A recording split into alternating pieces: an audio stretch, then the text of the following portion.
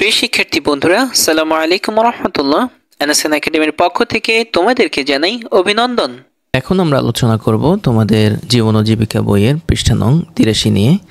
তো চলো বন্ধুরা, আমরা দেখি পৃষ্ঠা নং 83-র মধ্যে কি বলা হয়েছে। পৃষ্ঠা নং 83-র একদম শুরুতে আমরা এখানে দেখতে পাচ্ছি, এখানে বলা হয়েছে যে সে তার বন্ধুদের সাথে নিয়ে সুন্দরভাবে এসব আয়োজন করতে পারে।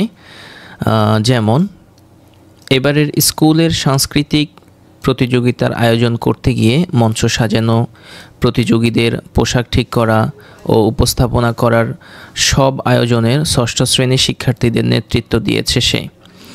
এজন্য স্কুলের শিক্ষক ও তার বন্ধুরা তাকে খুব পছন্দও করে। রিফাতের ইচ্ছা বড় হয়ে সে তার মায়ের মতো পোশাক তৈরি ও সাজসজ্জা নিয়ে কাজ করবে।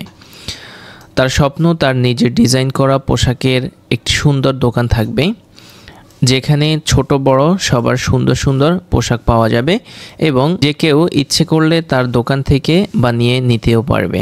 এরপর আমরা এখানে দেখতে পাচ্ছি যে এখানে একটি চক দিয়েছে, চকের মধ্যে স্বপ্ন মানে হচ্ছে রিপাতের স্বপ্ন কি এটা এখানে লেখার জন্য।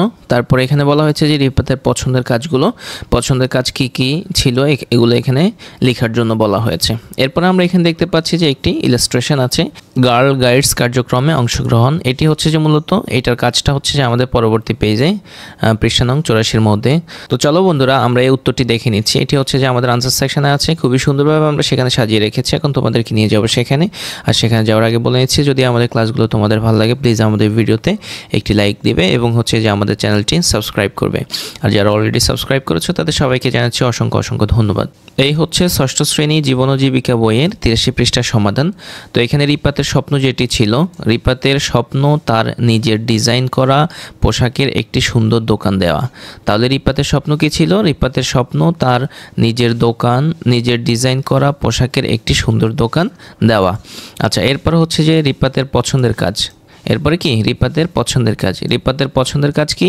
রিফাতের পছন্দের কাজগুলো হলো মাকে বিভিন্ন কাজে সাহায্য করা, তারপর হচ্ছে যে মঞ্চ সাজানো, প্রতিযোগীদের পোশাক ঠিক করা, উপস্থাপন করা, পোশাক তৈরি করা, সাজসজ্জা করা। রিফাতের পছন্দের কাজগুলো হলো মাকে বিভিন্ন কাজে সাহায্য করা, তারপর হচ্ছে যে মঞ্চ সাজানো, প্রতিযোগীদের পোশাক ঠিক করা, উপস্থাপন করা, পোশাক তৈরি করা, সাজসজ্জা করা ইত্যাদি। সো প্রিয় বন্ধুরা, আমরা এগুলো সাজিয়েছি, তোমরা চাইলে ওখান থেকে দেখে দেখে আর যদি অবশিষ্ট থাকে তোমরা আরও সাজাতে পারো, কোনো অসুবিধা নেই।